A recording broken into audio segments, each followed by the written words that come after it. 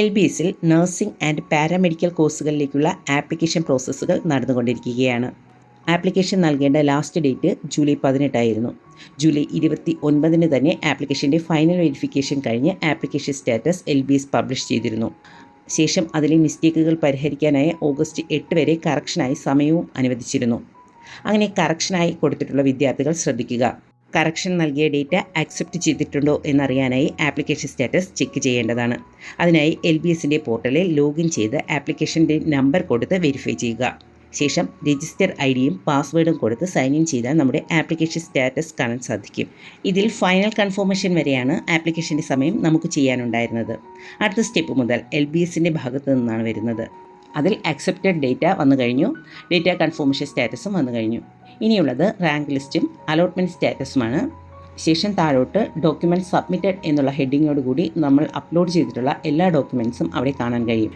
Nativity, age, mark list തുടങ്ങിയ സർട്ടിഫിക്കറ്റുകളും നമ്മുടെ കമ്മ്യൂണിറ്റി സർട്ടിഫിക്കറ്റുകളും നമുക്ക് അപ്ലോഡ് ചെയ്തിട്ടുണ്ടെങ്കിൽ അവിടെ കാണാൻ സാധിക്കും.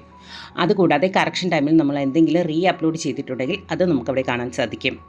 ഇവിടെ ഇംപ്രൂവ്മെൻറ്റിൻ്റെ മാർക്ക് ലിസ്റ്റ് അപ്ലോഡ് ചെയ്തിട്ടുണ്ട്.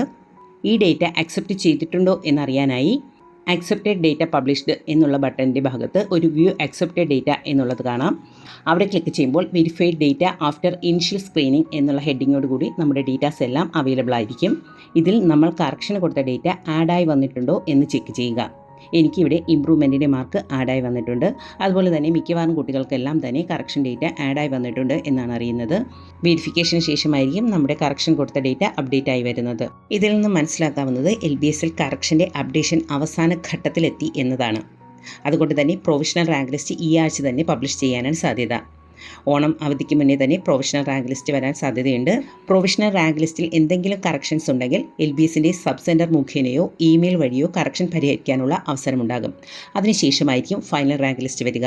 സെപ്റ്റംബർ ആദ്യം തന്നെ റാങ്ക് ലിസ്റ്റ് വരാനാണ് സാധ്യത. റാങ്ക് ലിസ്റ്റിൽ ഉൾപ്പെട്ടിട്ടുള്ളവർക്ക് കോളേജുകൾ, കോഴ്സുകൾ എന്നിവ ഓപ്റ്റ് ചെയ്യാനുള്ള സമയമാണ് അടുത്തത്.